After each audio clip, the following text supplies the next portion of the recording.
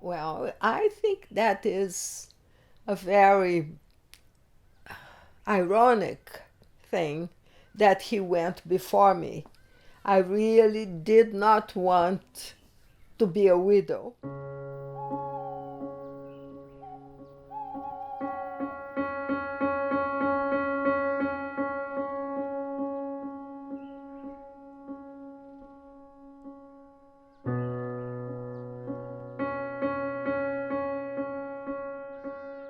Well, he was always a very healthy person, never was sick, and never lost one day of work. So life was pretty good. It so happened that we were getting ready to leave the house when the phone rang, and it was the doctor. And he picked up the phone and he said, "Oh," and then he said, "I have cancer." He said, looking at me. They had told him that since it was a very aggressive cancer, his chances would be uh, at the best 5 years. Things that you think will never happen to you were happening to him. And the urologist was very nice, and he said, "I'm going to give you all the options that you'd have." Thank goodness, he said, "I think maybe the best thing is to take the prostate out." And the doctor said, "Well, good, because that's what I think you should do." About a month and a half after that, the surgery took place and they took the prostate out. And in my mind, it was the problem was solved. This is the way I felt. Took it out, it's not there anymore, period. Well, it wasn't that simple. A few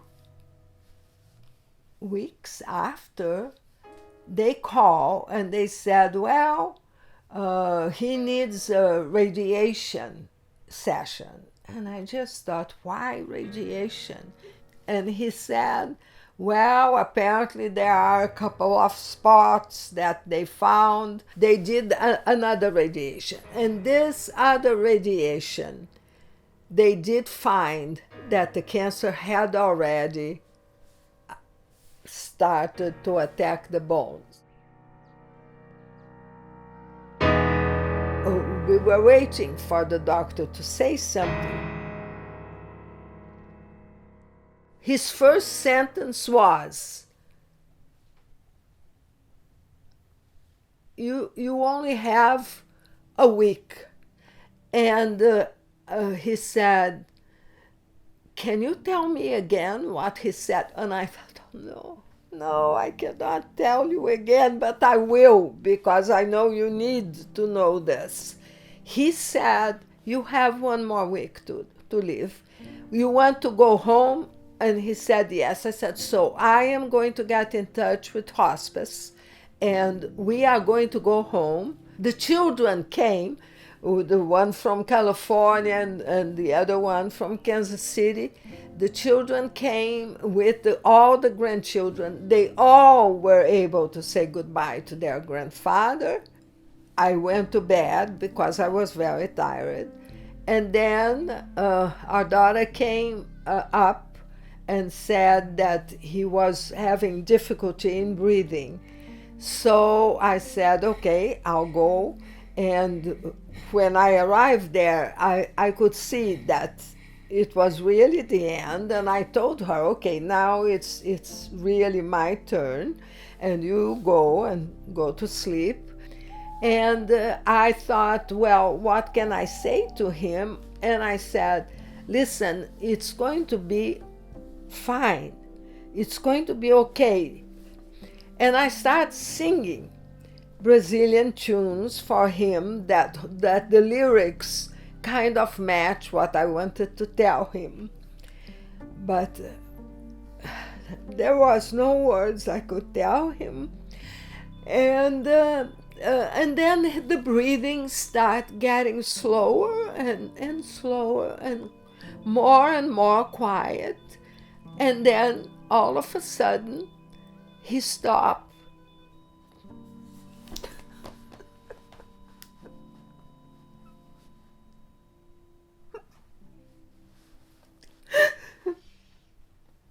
Oh, God. But it's just one of those things. Isn't it wonderful that I had those 50 years? And this, as a result, it's something that my life really was so blessed to have had him and all the consequences.